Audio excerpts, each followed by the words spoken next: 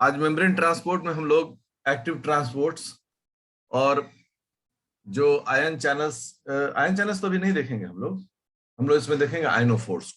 ठीक है, ये हमारा दो टॉपिक है, लर्निंग आउटकम का हिस्सा है। इन दो टॉपिक्स को हम लोग पढ़ेंगे, स्टडी करेंगे। सबसे पहला है कि जैसे हम सब लोग जानते हैं कि मेम्ब्रेन ट्रांसपोर्ट जो है वो दो प्रकार का होता है। एक हम लोग कहते हैं एक्टिव ट्रांसपोर्ट और दूसरा पैसिव ट्रांसपोर्ट। सबसे हो गया पहला पैसिव, दूसरा हो गया एक्टिव ट्रांसपोर्ट। तो पैसिव ट्रांसपोर्ट जो है उसका मतलब और एक्टिव ट्रांसपोर्ट के जो मतलब हैं उनमें दो पैरामीटर का यूज किया जाता है। पहला है कि ये फॉलो करता है, उसको फॉलो करता है कॉन्सेंट्रेशन ग्रेडियंट। कॉन्सेंट्रेशन ग्रेडियंट को ये फॉलो करता है, अर्थात ये हायर कॉन्सेंट्रेशन किसी भी सॉल्वेंट जो भी है, ये हायर टू लोअर का इसका कॉन्सेप्ट है। ठीक है, जबकि वहीं पर अगर हम एक्टिव ट्रांसपोर्ट देखें तो ये नहीं फॉलो करता है, does not follow the concentration gradient. ये कॉन्सेंट्रेशन ग्रेडियंट को फॉलो नहीं करता। ये सब बेसिक जानकारी जो हम लोग सब लोग जानते हैं। ग्रेडियंट रिजल्ट क्या होता है, यहां जो मूवमेंट होता है वो लोअर टू हायर होता है।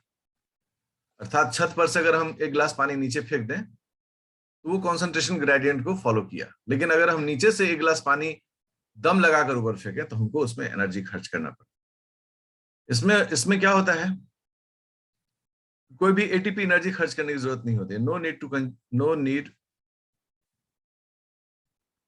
To consume ATP energy. Biological science में है एटीपी एनर्जी करेंसी है। यहाँ है कि एटीपी एनर्जी और इलेक्ट्रोकेमिकल एनर्जी ये चाहिए यहाँ यूज्ड। तो ये दो basic difference, transport and active transport. जहां तक पैसिव मेम्ब्रेन ट्रांसपोर्ट की बात हो तो पैसिव ट्रांसपोर्ट को हम लोग बहुत सामान्य तरीके से इंडिकेट करते हैं। इसमें एक होता है डिफ्यूजन, ठीक है, दूसरा होता है ऑस्मोसिस।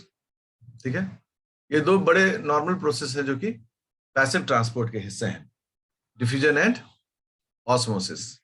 इसकी चर्चा हम लोग करेंगे भी। और साथ ही क्या है कि कैरियर प्रोटीन ट्रांसपोर्ट जो है यह भी कॉन्सेंट्रेशन ग्रेडियंट को फॉलो करता है। जबकि हम एक्टिव ट्रांसपोर्ट करें मेम्ब्रेन में, एक्टिव ट्रांसपोर्ट को दो हिस्सों में बांटा जाता है। एक होता है प्राइमरी एक्टिव ट्रांसपोर्ट, ये सब आप पढ़े हुए हैं, मैं सिर्फ इसको आपको रिकॉल करा रहा हूं। और दूसरा हो गया सेकेंडरी एक्टिव ट्रांसपोर्ट। तो जो प्राइमरी एक्टिव ट्रांसपोर्ट है उसमें क्या होता है, यूज ऑफ एटीपी। इसमें एटीपी यूज होता है, ठीक है। और एक्टिव ट्रांसपोर्ट में क्या है, इसमें जो आयंस होते हैं, ठीक है ना, इसमें जो आयंस हैं, यूज ऑफ आयंस, जैसे कि लाइक कि सोडियम आयन हो गया, पोटेशियम आयन हो गया, मतलब इस तरह के आयंस का यूज इसमें होगा। तो प्राइमरी एक्टिव ट्रांसपोर्ट हमेशा एटीपी कंज्यूम करेगा, एटीपी खर्च करके ये काम होगा, जबकि सेकेंडरी एक्टिव ट्रांसपोर्ट जो होगा वो हमेशा आयंस के द्वारा रेगुलेट किया जाएगा। कैसे होगा ये तो हम पूरी जानकारी हम लोग को पढ़ना पड़ेगा इन चीजों। डिफ्यूजन अगर हमें डिफाइन करना, डिफ्यूजन तो सबसे सामान्य होता है इसका डेफिनेशन कि movement of anything like solute, solvent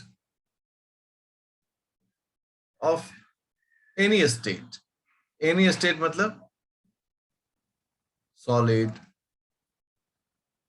liquid, gas, है ना। From its higher concentration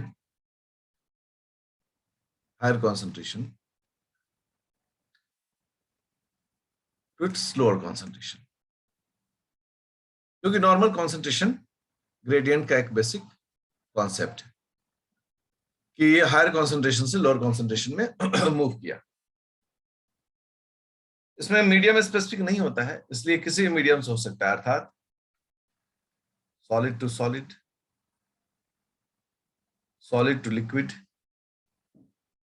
solid to gas and vice versa. ये भी साथ में बताना पड़ेगा, सॉलिड से गैस में तो गैस से सॉलिड में, liquid to liquid, liquid to gas, gas to gas. मतलब ये फॉर्मेट है इसका, ये किसी भी जो स्टेट ऑफ सब्सटेंस है उसके बीच में इसका डिफ्यूजन हो सकता है। This is most common type of transport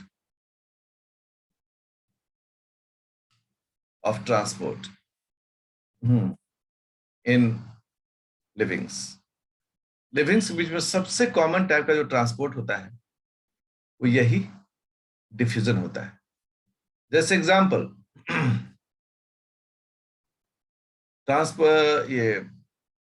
transport of, हम इसे करें, क्यों करें,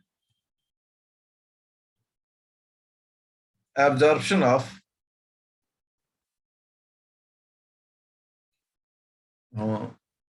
food, digested food,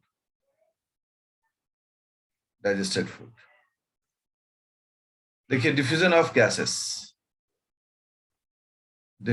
gases in lungs, stomatal activity. गौर करें तो सभी के सभी बेसिक कॉमन डिफ्यूजन प्रोसेस को फॉलो करता है। ऑस्मोसिस के बारे में हम सब जानते हैं कि ऑस्मोसिस में diffusion through a semi permeable membrane, यही बोलते हैं diffusion through a semi permeable membrane. Diffusion किसका? Diffusion of solvent. इसमें सॉल्यूट का डिफ्यूजन नहीं होता है, diffusion of solvent through a semi permeable membrane.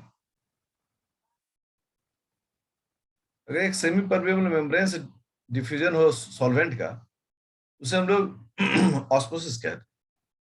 मतलब सॉल्वेंट का हो, सॉल्यूट की गारंटी इसमें नहीं है, सॉल्यूट का ट्रांसपोर्ट नहीं हो, क्योंकि वो मेम्ब्रेन जो है उसको अलाउ नहीं करेगा। अब देखिए ये दो सेल है, दो सेल के बीच में एक सेमी परमेबल मेम्ब्रेन है, ये है सेमी परमेबल मेम्ब्रेन, और यहाँ भी पानी है, यहाँ भी पानी है, और इस पानी में सॉल्यूट्स हैं, ठीक है ना। ये सॉल्यूट्स के तुलना में कंपेयर होगा ये हमेशा। तो आप देखें कि यहाँ पर 6 सॉल्यूट है, यहाँ पर कम सॉल्यूट है, तो जिसमें ज्यादा सॉल्यूट है उसे बोला गया हाइपरटोनिक, और जिसमें कम सॉल्यूट है उसे बोला गया हाइपोटोनिक। ये हाइपरटोनिक और हाइपोटोनिक ये दोनों कंपेरेटिव स्टेटमेंट होते हैं। मतलब हाइपरटोनिक तभी बोलेंगे हम जब कोई हाइपोटोनिक होगा, हाइपोटोनिक तभी बोलेंगे जब हाइपरटोनिक होगा। मतलब अकेले नहीं हम बोल सकते, ये हमेशा से तो लंबा वही तभी हम काउंट कर सकते हैं जब कोई छोटा भी हो। अगर सभी एक ही साइज के होंगे तो फिर क्या लंबा क्या छोटा। हाइपरटोनिक सॉल्यूशन में क्या होता है? सॉल्यूट्स आर हाई, सॉल्यूट्स ज्यादा होता है, सॉल्वेंट लेस। और हाइपोटोनिक जस्ट उल्टा होता है, solutes are less and solvent high होता है। तो इसमें हमेशा सॉल्यूट का कॉन्सेंट्रेशन देखा जाता है। क्या दिखाता है? सॉल्यूट किस में ज्यादा है, तो सॉल्यूट जिसमें ज्यादा है उसको हम लोग बोलते हैं हाइपरटोनिक। सॉल्यूट जिसमें कम है उसे हम लोग कहते हैं हाइपोटोनिक, ठीक है।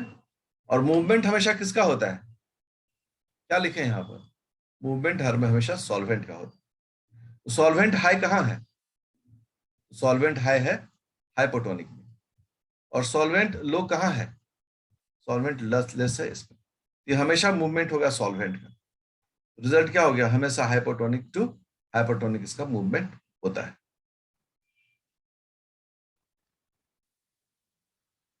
तो इसका मतलब क्या हो गया कि जब दो सेल के बीच में वाटर जो है वो एक समान हो और सॉल्यूट कम बेसी हो, तो हम सॉल्यूट का जो लोएस्ट यूनिट है जैसे 5 ग्राम है, उसकी तुलना में यहां देख लेंगे तो हमको आइडिया पता चल जाता है कि चलिए क्वेश्चन हम आपको देते हैं। देखिए सभी लोग, ये दो सेल है, सेल ए सेल बी, ठीक है। इसमें वाटर जो है वो 15 लीटर है, इसमें जो वाटर है ये 10 लीटर है, इसमें जो सॉल्ट है वो है 3 ग्राम, और इसमें जो सॉल्ट है वो है 2 ग्राम। तो आपको ये बताना है इसमें कौन हाइपरटोनिक है और कौन हाइपोटोनिक है। तो इस तरह के सवाल में हम क्या करते हैं कि हम यूनिट रेशियो लाते हैं, 1 ग्राम सॉल्ट के लिए कितना वाटर यहां पर है, 1 ग्राम सॉल्ट के लिए 5 लीटर वाटर है। अब यहाँ 2 ग्राम है तो इसको फिर माने 1 ग्राम के लिए कितना हो गया, 10/2, 5/1। इसका मतलब हो गया कि ये आइसोटोनिक सॉल्यूशन है। तो इससे एक रूल बना, रूल क्या बना, water always always move from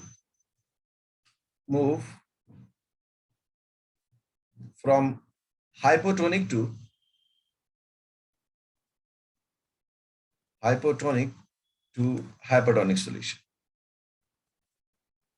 hypertonic solution। इसका मतलब क्या हो गया कि अगर यह कंपैरिजन हो दो सेल के बीच में ए एंड बी, ए जो है वो हाइपोटोनिक है और बी जो है वो हाइपरटोनिक है। अगर ये इस तरह का कॉन्सेप्ट हो तो पानी बी से ए में जाएगा, जिससे कारण क्या है कि बी जो है वो श्रिंक कर जाएगा, क्या कर जाएगा, श्रिंक, और ए जो है वो स्वेल कर जाएगा और मे बर्स्ट, फट भी सकता है, ठीक है। तो एक जो है वो श्रिंक कर जाएगा और दूसरा जो है वो स्वेल कर जाएगा। तो ये जो मूवमेंट है मेम्ब्रेन के थ्रू, यह मूवमेंट कहलाता है ऑस्मोसिस का मूवमेंट। हम लोग कुछ न्यूमेरिकल से देखेंगे, अभी तो बेसिक कॉन्सेप्ट डिस्कस कर रहे हैं। अब हम लोग आते हैं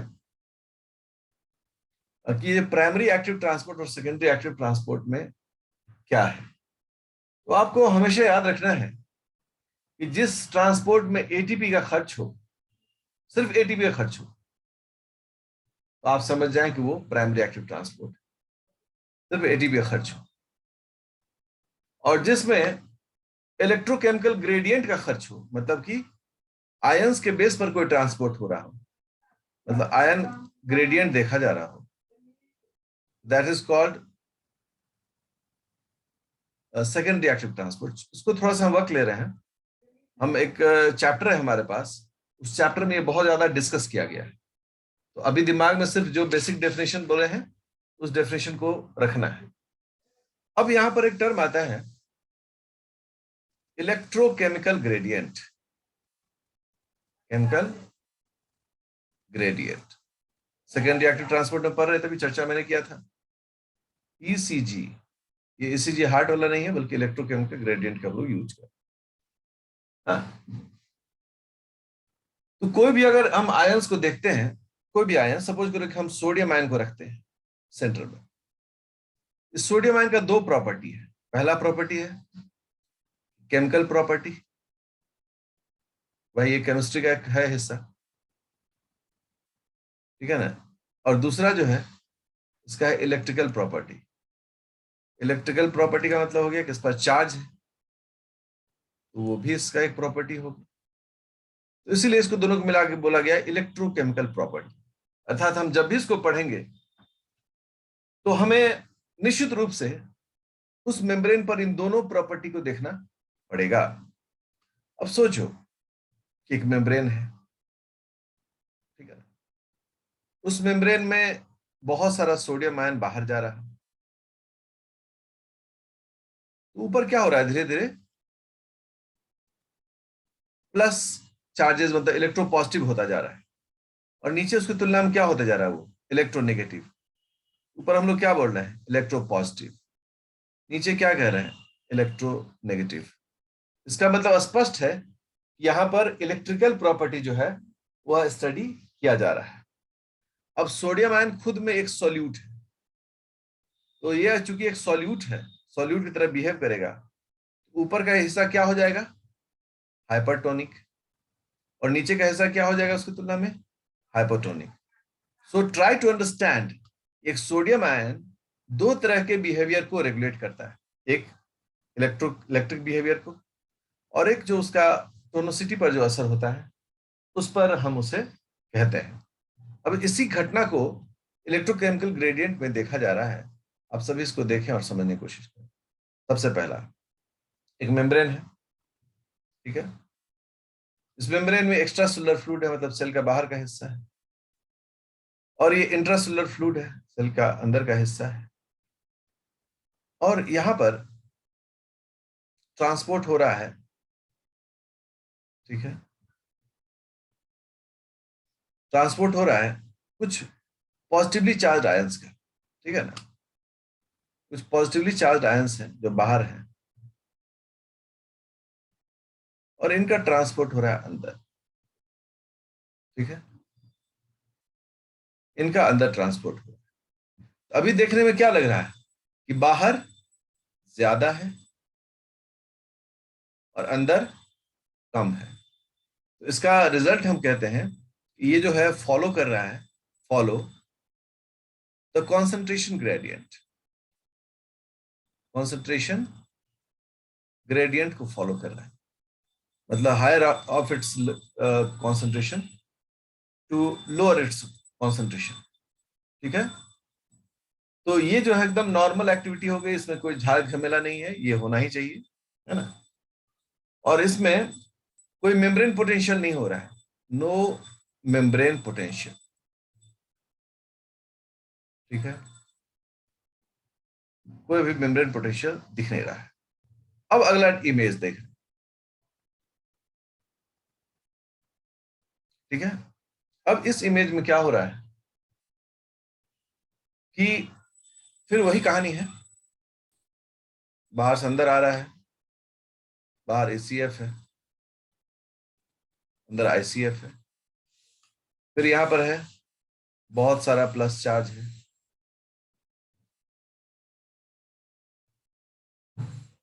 बहुत सारा प्लस चार्ज है, और वो नीचे की ओर आ रहा है एक आध दो। अब चूंकि यहाँ बहुत सारा प्लस चार्ज है, तो मेम्ब्रेन के आउटर सरफेस पर इलेक्ट्रोपॉजिटिव बिहेवियर है, जबकि मेम्ब्रेन के नीचे में इलेक्ट्रोनेगेटिव बिहेवियर हो गया। तो हम लोग क्या बोले यहाँ पर है पोटेंशियल, मेम्ब्रेन पोटेंशियल डेवलप किया, मेम्ब्रेन पोटेंशियल, पोटेंशियल डेवलप्ड। और मेम्ब्रेन में जब भी पोटेंशियल पढ़ा जाता है तो किसके हिस्से का पढ़ा जाता है, हमेशा हमेशा अंदर देखा जाता है, मेम्ब्रेन के बाहर का पोटेंशियल कभी रीड नहीं करता है। तो यहाँ माइनस नेगेटिव पोटेंशियल, ठीक है। और मेम्ब्रेन के अंदर में अगर नेगेटिव पोटेंशियल है तो मेम्ब्रेन किस में है, मेम्ब्रेन इन रेस्ट, सो ये रेस्टिंग पोटेंशियल है, रेस्टिंग पोटेंशियल है, मेम्ब्रेन का ये रेस्ट का टाइम है। और तीसरा बात क्या कह रहा है कि most common, mostly most common feature of membrane, membrane ज्यादातर जो है इसी स्टेट में रहता है, मेम्ब्रेन ज्यादातर इसी स्टेट में रहता है, अर्थात कि बाहर प्लस चार्जेस ज्यादा होते हैं और अंदर प्लस चार्जेस कम होते हैं। तो ये जो है मेम्ब्रेन का एक नॉर्मल स्टेट है।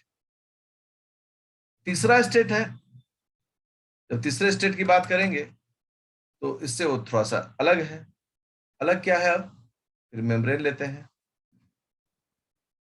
इसको ईसीएफ कहते हैं, इसको आईसीएफ कहते हैं, है ना।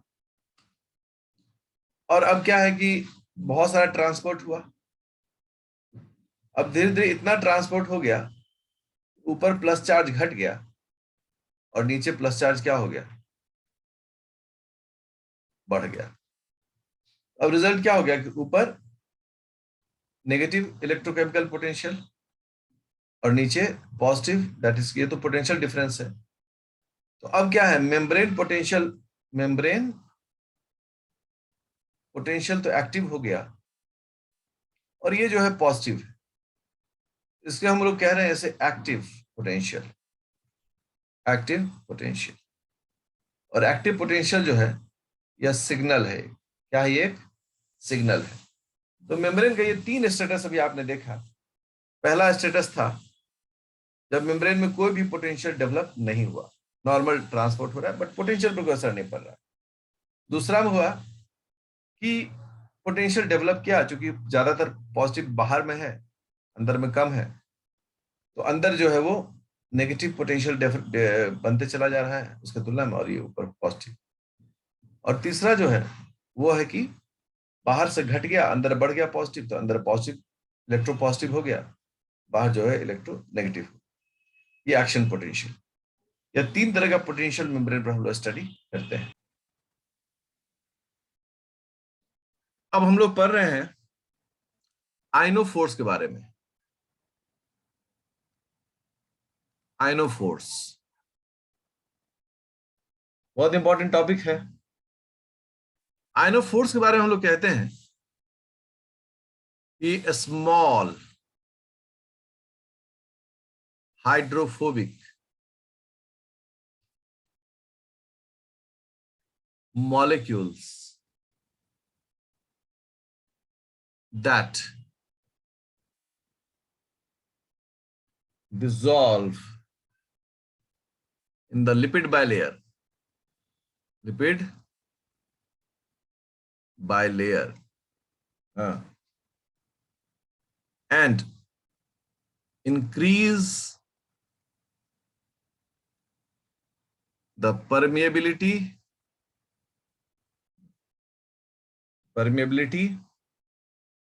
to a specific inorganic ions.